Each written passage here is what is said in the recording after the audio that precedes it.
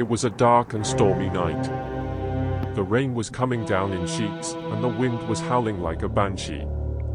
The only light came from the occasional street lamp, which cast eerie shadows on the pavement. Two old men were walking through the park, their heads down against the wind. They were both dressed in long black coats, and they had wide-brimmed hats pulled down low over their faces. They walked slowly, their steps muffled by the wet grass. As they walked, they talked in low voices. They spoke of things that were dark and forbidden, things that most people would never dream of. They spoke of the occult, of the supernatural, and of the dark forces that lurked in the shadows. As they talked, the storm grew even worse. The rain came down even harder, and the wind howled even louder. The two old men walked on, oblivious to the storm around them. They were lost in their own world, a world of darkness and evil. Suddenly, they stopped. They stood in the middle of the path, their faces turned up to the sky.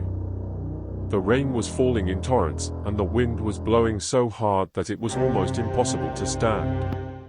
"Do you hear it?" one of the old men asked. "Hear what?" the other old man asked. "That noise," the first old man said. "It's coming from the trees."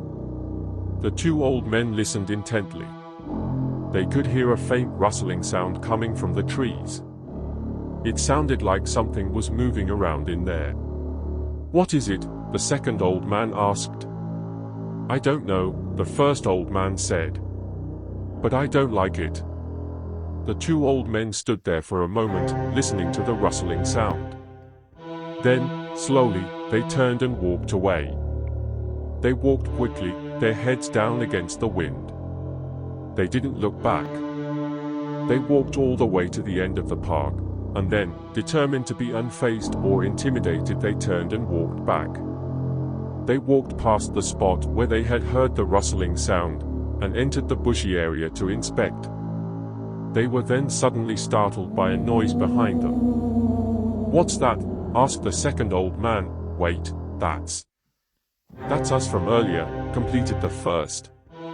As they looked back over their shoulders, the gloomy, shadowy figures of themselves looked in their direction through the whipped-up fog in the dark. Thoroughly spooked, they made their exit and hurried away. They just kept walking, their heads down, their faces grim.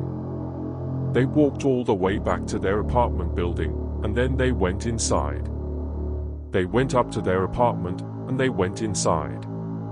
They locked the door behind them, and they went to bed. But they couldn't sleep. They lay in bed, listening to the rain outside. They kept thinking about the rustling sound they had heard in the trees. They knew that something was out there, something evil.